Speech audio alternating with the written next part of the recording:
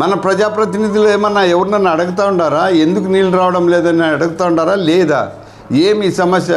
పశువులను చంపేయాలనుకోనంటే ఇప్పుడే చెప్పేయండి, అమ్ముకుంటాం మేము రైతులు. ఆదోని, ఆలూరు, ఎమ్మిగినూరు, కోడుమూరు, మా మంత్రాలయం ఈ ప్రాంతాలకంతా అన్యాయం జరుగుతూ ఉంది. పశువుల మేతకు ఇబ్బంది అవుతుంది, అన్నిటికీ ఇబ్బంది అవుతుంది. ఇప్పటికన్నా మేలుకొని ప్రభుత్వం ఈ పరిస్థితుల్లో నుంచి రైతులను రక్షించాలని కోరుతున్నాము.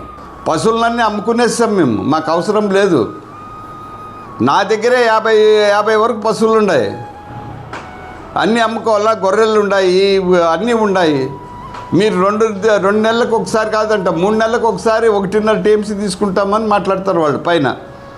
ఏమి ఇది అన్యాయం? నీళ్లు పెట్టుకొని పశువులకు మేత లేకున్నట్ల ఈ అన్యాయం చేయొద్దండి. పశువుల మేత కోసమన్నా ఒక 4 నెలలు నీళ్ళు ఇడిచి అయిన తర్వాత తాగునీటికి పెట్టుకోండి అని చెప్పి మా రైతులుగా మా విన్నపం. ఇప్పటికన్నా చర్య తీసుకోండి మీరు. ఎల్ఎల్సి కాలువకు జరుగుతున్న ఆంధ్ర రైతులకు జరుగుతున్న అన్యాయం చాలా ఘోరంగా ఉంది. ఇది జరగబట్టి చాలా ఏండ్లు అయిపోయింది. ఇప్పుడు 10-15 ఏండ్ల నుంచి జరుగుతూ ఉండే అన్యాయమే ఇది. 2 సార్లు సమ్మర్లో మనం నీళ్లు పోగొట్టుకున్నాము. పోయినసారి సమ్మర్లో కూడా 45 టీఎంసీలు నీళ్ళు ఉంటే కూడా మన వాటా కింద 9 టీఎంసీలు దాంట్లో ఉంటే కూడా మనకు ఆ గేట్ల ఇది చూపించి గేట్లు వేయాలంటే గేట్ల కిందనే 45 టీఎంసీలు పడుతుంది. కానీ గేట్లు కూర్చొని పెట్టాలని చెప్పి మనకు నీళ్ళు వదల. మనోళ్ళు కూడా దాన్ని గ్రాంట్ కింద తీసుకున్నారు. మన ఆఫీసర్లు కూడా గ్రౌండ్ లెవెల్ రియాలిటీ వాళ్ళకి తెలిసినో తెలీదో మనకు తెలీదు. వీళ్ళు దాన్ని బట్టి మనోళ్ళు కూడా ఏమీ మాట్లాడలేదు. రబీ పోయింది. ఇప్పుడు ఖరీఫ్లో 11 టీఎంసీల వరకు మనకు వస్తుంది.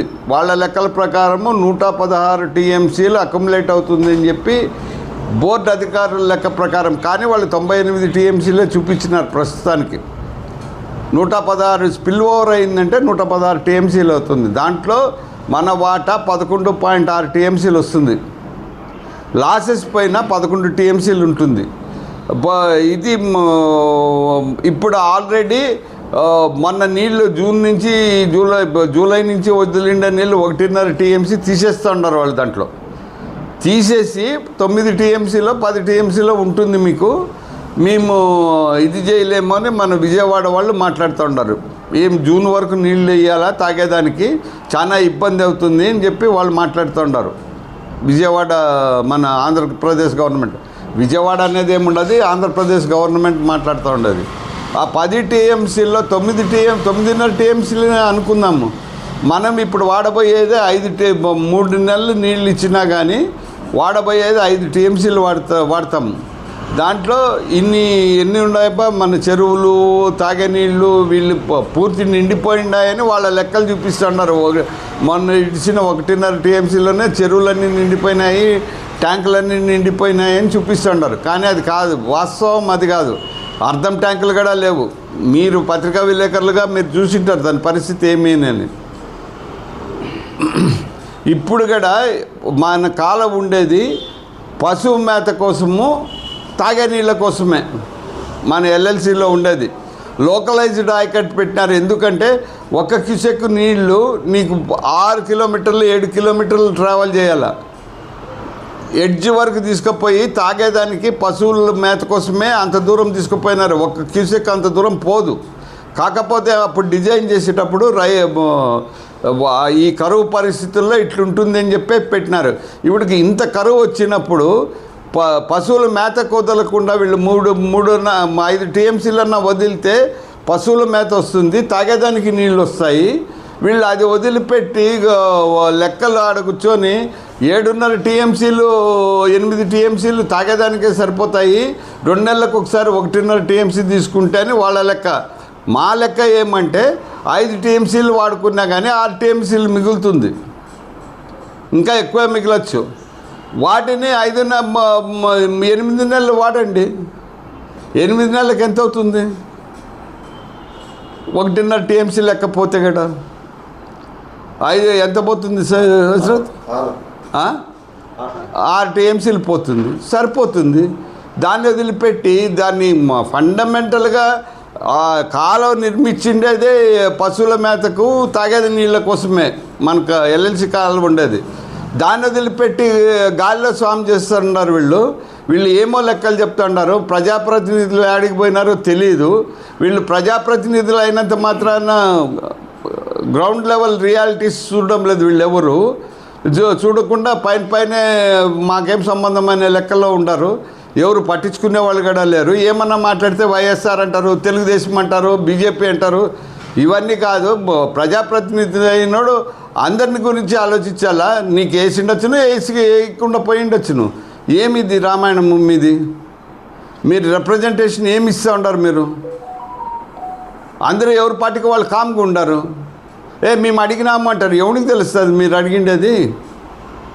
అయిన తర్వాత పోయినసారి సమ్మర్లో మన నీళ్లు 9 టీఎంసీలు నీళ్లు నిల్వ ఉన్నా కానీ ఆ నీళ్లను వేస్ట్ చేసినారే కానీ ఎల్ఎల్సీవి తాగేదానికి కానీ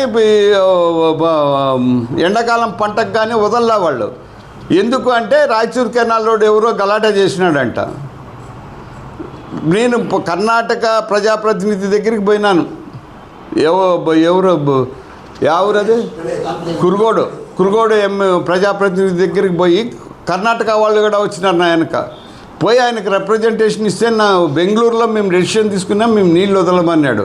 అంటే మనోళ్ళు ఏం చేస్తుంటారు? వాళ్ళు అంత గెట్టుకున్నప్పుడు మన ప్రజాప్రతినిధులు ఏమన్నా ఎవరినన్నా అడుగుతూ ఉండారా? ఎందుకు నీళ్ళు రావడం లేదని అడుగుతూ ఉండారా? లేదా ఏమి సమస్య? పశువులను చంపేయాలనుకోనంటే ఇప్పుడే చెప్పేయండి, అమ్ముకుంటాం మేము. రైతులు పశువులన్నీ అమ్ముకునేస్తాం మేము, మాకు అవసరం లేదు. నా దగ్గరే 50 వరకు పశువులు ఉన్నాయి. అన్నీ అమ్ముకోవాలా, గొర్రెలు ఉన్నాయి, అన్నీ ఉన్నాయి. మీరు రెండు నెలలకు ఒకసారి కాదంట, 3 నెలలకు ఒకసారి 1.5 టీఎంసీ తీసుకుంటామని మాట్లాడతారు వాళ్ళు పైన. ఏమి ఇది అన్యాయం? నీళ్లు పెట్టుకొని పశువులకు మేత లేకున్నట్ల ఈ అన్యాయం చేయొద్దండి. పశువుల మేత కోసమన్నా ఒక 4 నెలలు నీళ్ళు ఇడిచి అయిన తర్వాత తాగునీటికి పెట్టుకోండి అని చెప్పి మా రైతులుగా మా విన్నపం. ఇప్పటికన్నా చర్య తీసుకోండి మీరు.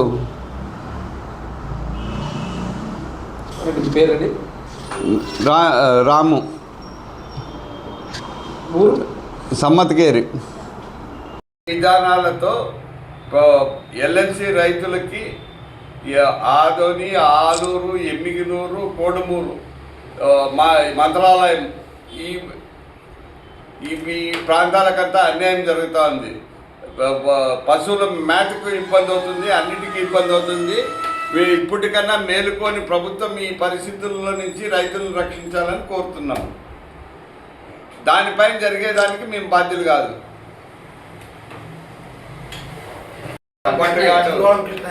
కాదు, ఎప్పటి కృష్ణయ్య రైతు సంఘం ప్రెసిడెంట్. తుంగభద్ర రైతు సంఘం ప్రెసిడెంట్ సీతయ్య, కాకి సీతయ్య, గిరి, ఏం గిరి అప్ప, పులిగిరి, పులిగిరిమల్ల, అరవాడ మీరేష్.